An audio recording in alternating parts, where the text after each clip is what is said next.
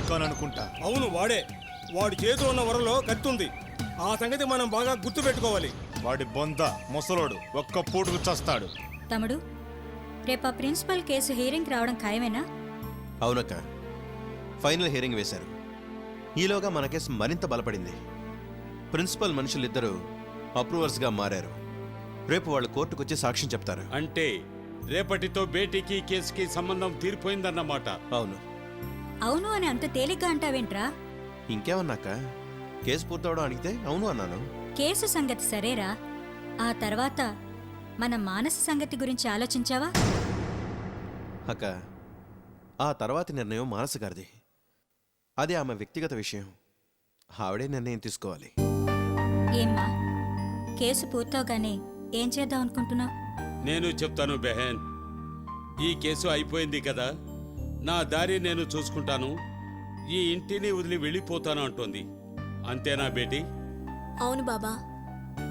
ఇంకా ఎంతకాలం సార్కి భారంగా ఉండగలను? రామాయణం అంతా విని చివరికి రాముడికి సీత ఏమవుతుంది అని అడిగిందట నాలాంటిదొకటి. అది కాదా ఆంటీ? ఇంకేం మాట్లాడుకు. నా తమ్ముడికి నీకు భర్తగా అయ్యే యోగ్యత లేదంటే నేనింకేం మాట్లాడను. అంతేకాని వెళ్తాను, నా దారి నేను చూసుకుంటానా అని అనే ముందు నీ నిర్ణయం ఏంటో చెప్పమ్మా. అక్క, ఆమె వ్యక్తిగత విషయాల్ని ఇంత సూటిగా అడిగే హక్కు మీకెవరికి లేదక్క. అరే చూప్ రహో బేటా. బేటీ మన కుటుంబంలో ఒక సభ్యురాలు, అది మర్చిపోయి మాట్లాడకు. చెప్పమ్మా, సూటిగా నా కళ్ళలోకి చూసి చెప్పు. నీకు నీ జీవితం ఎంత ముఖ్యమో మాకు నీ జీవితంతో పాటు బేటా పాప జీవితాలు కూడా అంతే ముఖ్యం. మీ ఇద్దరికీ పెళ్లి జరిగితే మన అందరి జీవితాలు బాగుంటాయి. అవునమ్మా, నా మాట విను. వెంటనే సమాధానం చెప్పాల్సిన పని లేదు అని ఆ రోజు అన్నాను. ఈరోజు అదే మాట అంటున్నాను. కేసు అయిపోయిన తర్వాత ఓ వారం రోజులు ఆలోచించి సమాధానం చెప్పు. మానసా, రేపు కేసు అయిపోయిన తర్వాత ఇల్లు వదిలి వెళ్ళిపోతానని మాత్రం అనకమ్మా. అలాగే ఆంటీ.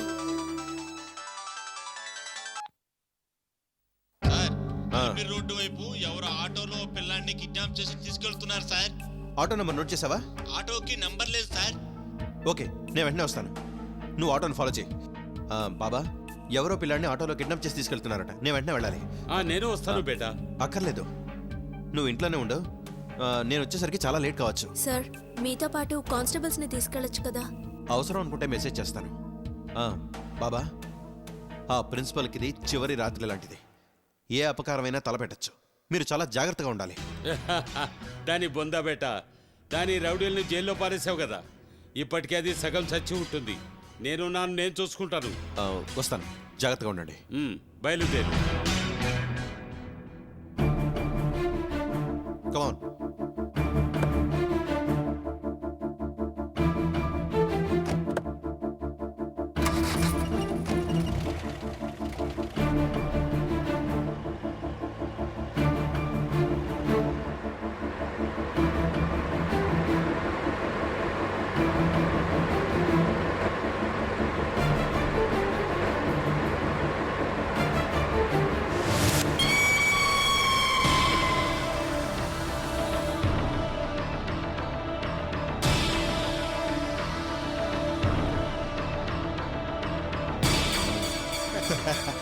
పద.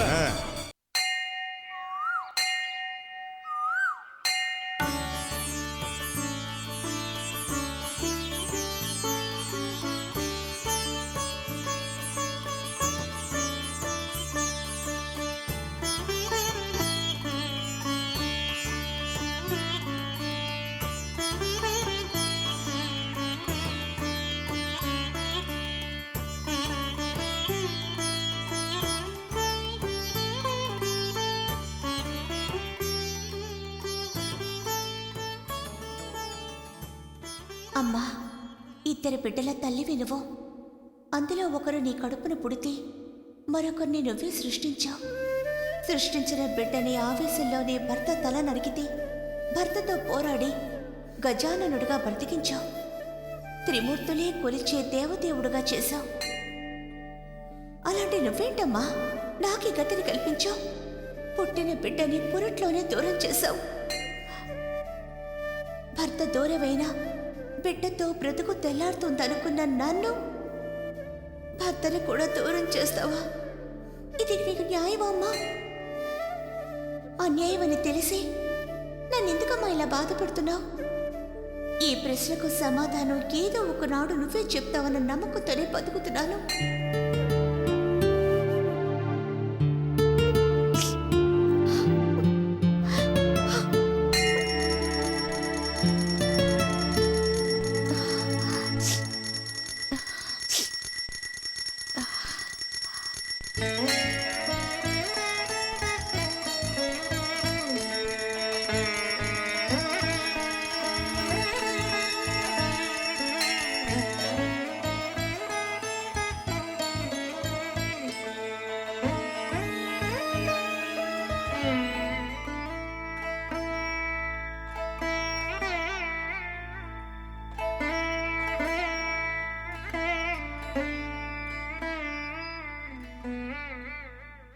అమ్మా తరంగిణి, బావున్నావా? బావున్నాను పిన్ని. ఏంటి అప్పుడే పురుడు పోసుకున్నావా? ఆడపిల్ల మగపిల్లాడా? బిడ్డను గుడికి తీసుకురాలేదా? లేదు పిన్ని. ఆ? బిడ్డ బిడ్డ బిడ్డ పుడుట్లోనే పోయింది పిన్ని. అయ్యయ్యో, ఎంత ఘోరం జరిగిందమ్మా! నీలాంటి బంగారు తల్లికి ఇలా జరిగిందేంటమ్మా? హైదరాబాద్లోనే ఉంటున్నానుగా, ఈ విషయాలేమీ తెలియవమ్మా నాకు. పోన్లే పిన్ని, అంతా నా కర్మ అనుకుంటాను. అధైర్య పడకమ్మా, ఆ తల్లి చల్లగా చూస్తుంది. ఈసారి పన్నంటి బిడ్డని ప్రసాదిస్తుంది. ఆ ఆశ కూడా లేదు పిన్ని. అదేంటమ్మా అలా అన్నావు? ఏం చెప్పను, మా వారు ఎవరికీ చెప్పకుండా ఇంట్లో నుంచి ఎక్కడికో వెళ్ళిపోయారు. ఎటో వెళ్ళిపోయాడా? ఎందుకమ్మా? అదే తెలీదు. చూడమ్మా, ఆ సీతమ్మ తల్లికే కష్టాలు తప్పలేదు. మనమెంత? కష్టాలు కలకాలం ఉండవమ్మా, మంచి రోజులు వెతుక్కుంటూ వస్తాయి. నువ్వు ధైర్యంగా ఉండమ్మా. అంతకంటే ఏం చేయగలను పిన్ని. వస్తానా? అమ్మా తరంగిణి, నేను హైదరాబాద్ నుంచి వచ్చిందే మా అమ్మాయి చేత లక్షపత్రి పూజ కుంకుమార్చన చేయించడానికే వచ్చాను. ఆ మధ్య అల్లుడు గారికి బాగా జబ్బు చేసిందిలే. కోలుకుంటే లక్షపత్రి పూజ చేయిస్తానన్నాను. ఇప్పుడు అల్లుడు గారు ఆరోగ్యంగా ఉన్నారు. అలాగా పిన్ని. అవునమ్మా, లక్షపత్రి పూజ చేసినా, చేసేవారి పూజలో పాల్గొన్నా కష్టాలన్నీ ఎగిరిపోతాయి. రేపు శుక్రవారమే పూజ, తప్పకుండా రామ్మా. తప్పకుండా వస్తాను పిన్ని. రామ్మా, పూజ జరిగిన మండలం రోజుల్లో నీకు శుభవార్త రాకపోతే నన్ను అడుగు. అలాగే పిన్ని, నీ నోటి చలవతో అదే జరిగితే జీవితాంతో నీకు రుణపడి ఉంటాను పిన్ని. తప్పకుండా జరిగి తీరుతుందమ్మా. అలాగా, వస్తాను పిన్ని. మంచిది, వెళ్ళిరమ్మా.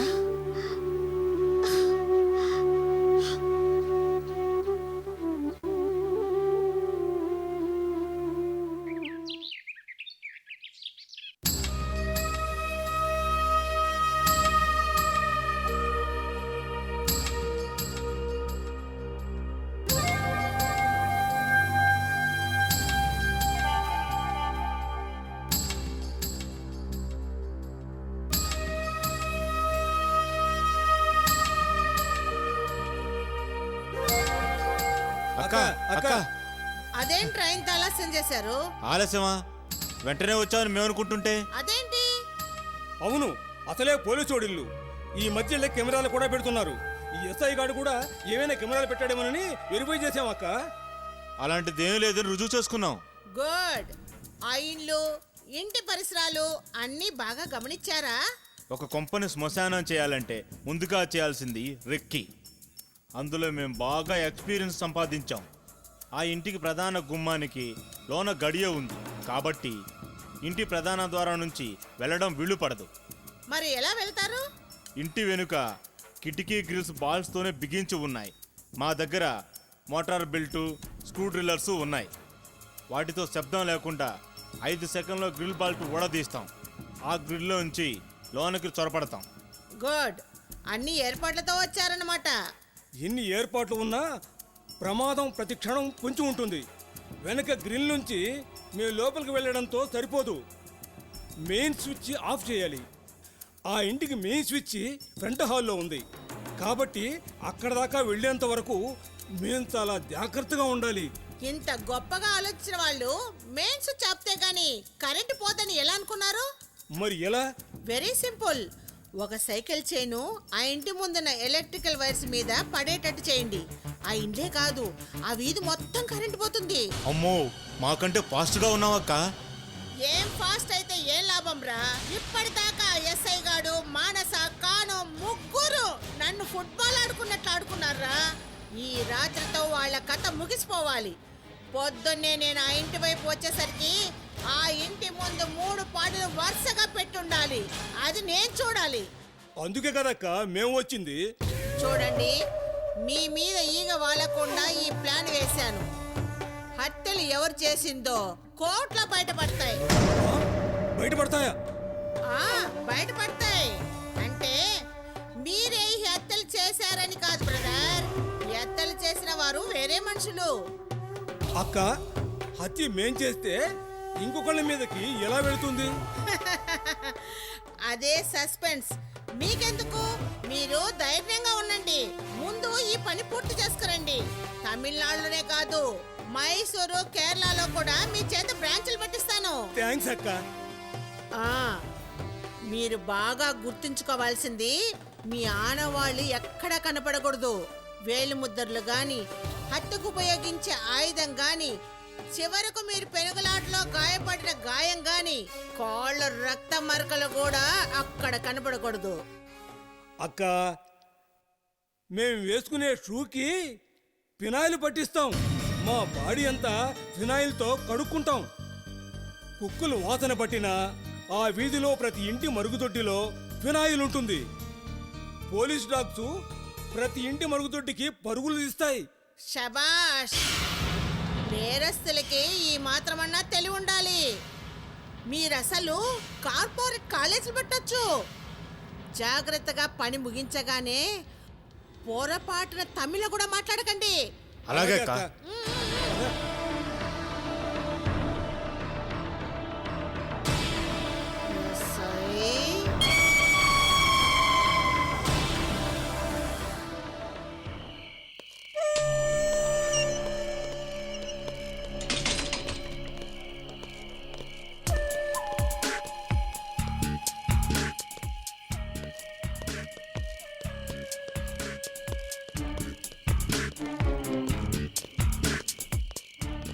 చూడు అటు చూడు.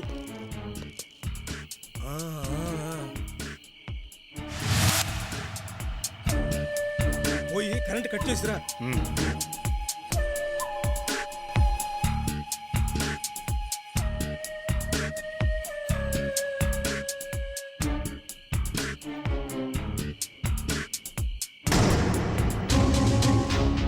అరే, కరెంటు పోయిందే.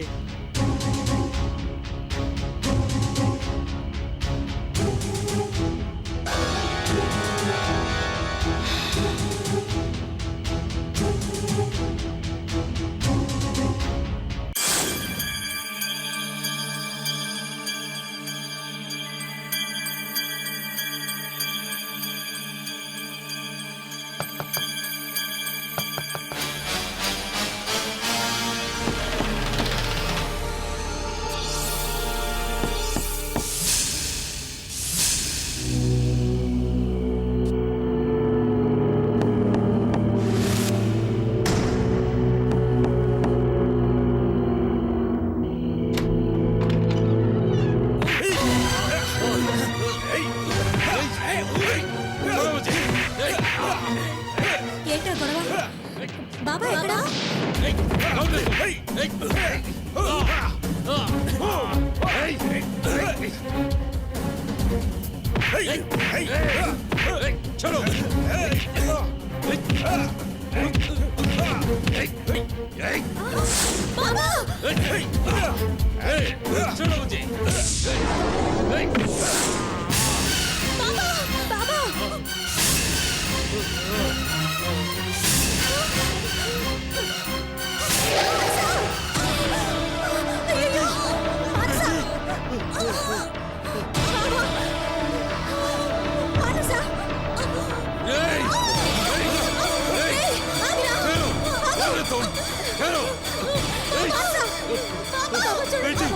బేటీ ఎంత పని జరిగిపోయిందమ్మా. ఉండు, బేటకి ఫోన్ చేసి చెప్తాను.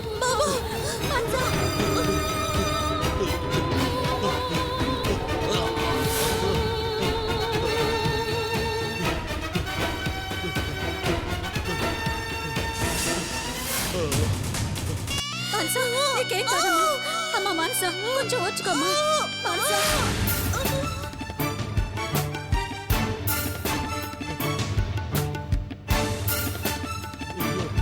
బేట ఎక్కడున్నాడో తెలియలేదే, ఎవరూ తీయడం లేదు.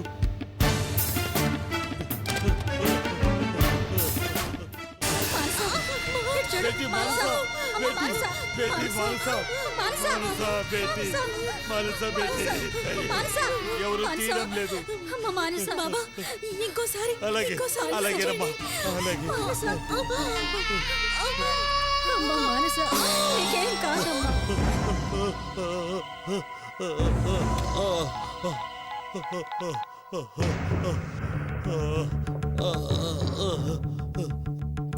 మనసా నీకేం కాదమ్మా. కొంచెం ఓర్చుకోమ్మా. మనసా బేటా, ఇక్కడ మాంసాన్ని ఎవరో కత్తితో పొడి చేశారు. త్వరగా వచ్చే బేటా, త్వరగా వచ్చేయి. మనసా మనసా అమ్మ మనసా మనసా ఆంటీ మనసా మనసా మనసా ఏం కాదమ్మా. మనసా చూడమ్మా.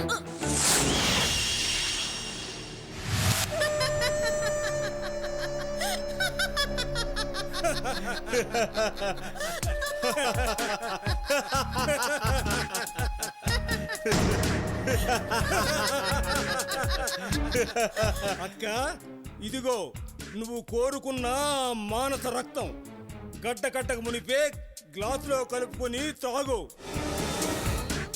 ఇలాంటి నీతి గల వాళ్ళ రక్తం తాగితే అనవసరంగా నా రక్తం చెడిపోతుంది తమ్ముడు. దాని రక్తంతో నా కాళ్ళకి పారాణి పూసుకుంటాను.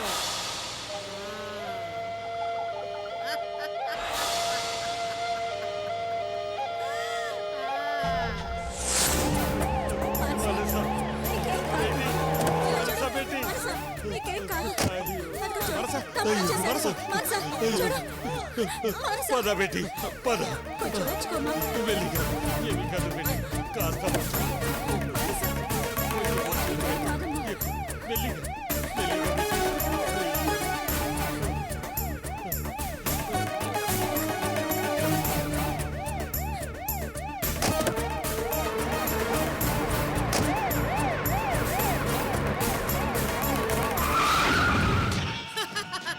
ఆహా ఇప్పుడు ఇప్పుడు నా ఆనందానికి అంతుపట్టలేదురా తమ్ముడు. అది పూర్తిగా చచ్చిపోయినట్లేనా? అక్క, పేగుల్లో కత్తి తిప్పానక్క.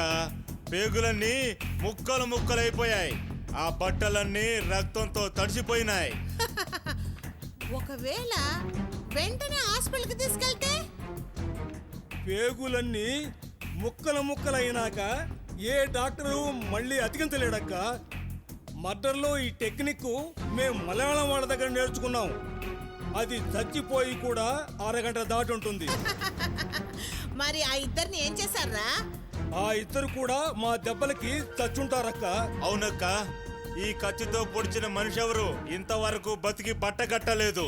అనవసరంగా ఆ ఎస్ఐ గాడి అక్కని నేనే రప్పించాను. పాపం అది చచ్చిపోబోతున్నది. పనిలో పని ఆ ఎస్ఐ గారిని కూడా వేసేస్తే మళ్ళీ మళ్ళీ మేము చెన్నై నుంచి రావాల్సిన అవసరం లేదు కదా. అక్కడేరా తమ్ముడు, నీకు నాకు తేడా. ఆ ఎస్ఐ బ్రతకాలి. వాడి కళ్ళ ముందే వాడికి కావాల్సిన వాళ్ళు ముగ్గురు శవాలైతే వాణ్ణి చూసి గుండె పగిలేలా ఏడవాలి. వాణ్ణి మానసికంగా చిత్రవద చెయ్యాలంటే వాడు బ్రతికే ఉండాలి. అయితే మమ్మల్ని ఈ రాత్రికే చెన్నై వెళ్ళిపోమంటావా అక్క? అవును, మీరు తెల్లవారే లోపల చెన్నైలో ఉండాలి. కారులో వెళ్తాం అక్క. వద్దు, దారిలో ఏ చెక్ పోస్ట్లోనైనా మీరు దొరికారంటే కథ అడ్డం తిరుగుతుంది. మీరు వెంటనే గుండు కొట్టించుకొని తిరుపతి ప్రయాణికుల్లా బస్సులో బయలుదేరండి. ఎవ్వరికి అనుమానం రాదు. పెద్ద నామాలు కూడా పెట్టుకుంటాం అక్క. అది అలా అందిస్తే అల్లుకుపోయేలా ఉంటేనే మనలాంటి వాళ్ళు ఈ సమాజంలో బ్రతకగలరు. అక్క ఒక చిన్న ఇల్లు కట్టుకుందాం అనుకుంటున్నా. చిన్న ఇల్లే కర్మరా, పైగా ఇల్లు కట్టడం అంటే ఈ రోజుల్లో తలనొప్పి. చెరో డబుల్ బెడ్రూమ్ ఫ్లాట్ కొనుక్కోండి.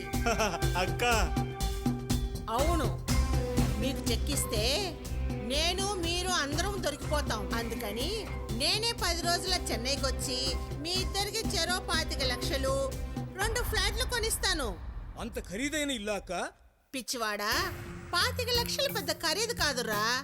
ఈ 10 రోజుల్లోనూ మీరు కనీసం ఒక 10 మందిని, అందులోనూ అందంగా ఉండే ఓ పెద్దంటి అమ్మాయిల్ని మాయమాటలు చెప్పి దాయండి. ప్రతి అమ్మాయికి 18 సంవత్సరాలు దాటకూడదు. దుబాయ్ పార్టీ రెడీగా ఉంది. 10 మందికి కనీసం ₹1 కోటి వస్తాయి. అందులో సగం మీకు, సగం నాకు. అలాగే అక్క, కానీ ఈ మధ్య నిఘా ఎక్కువైంది. దుబాయ్ ఎలా పారిపోతాం? ఆ ఏర్పాట్లన్నీ చేసే ఎంపీ ఒకడున్నాడు. మనం కేవలం మారుబేర్లగాళ్ళమే. దుబాయ్ వాళ్ళ దగ్గర నుంచి ఆ ఎంపీ గారు 3 కోట్లు సంపాదించాడు. అదంతా నాకు వదిలేయండి, మీరు జాగ్రత్తగా వెళ్ళండి. నాకు ఫోన్ మాత్రం చేయకండి, నేనే పబ్లిక్ ఫోన్లో నుంచి ఫోన్ చేస్తాను. అలాగే అక్క, అలాగే అక్క. వస్తాం. వెళ్ళండి వెళ్ళండి.